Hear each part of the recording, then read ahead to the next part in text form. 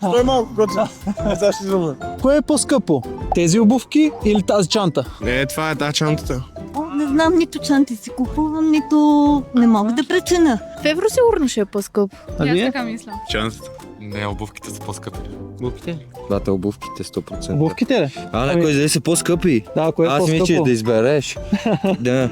Бате, къде да знам, аз по принцип живея в Англия, брат. Да, Ами е така, защото Стой, едното е в лева, другото е в евро. зависи как бачкаш, брат. Зависи колко пари правиш. Сега ако... Не знам, брат, не знам. Чанта, чанта, да. Добре.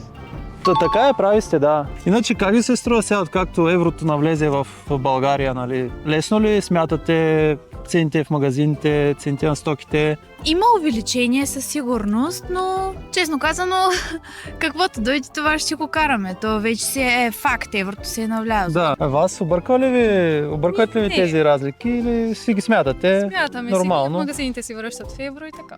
Добре, благодаря ви. Хубав ден.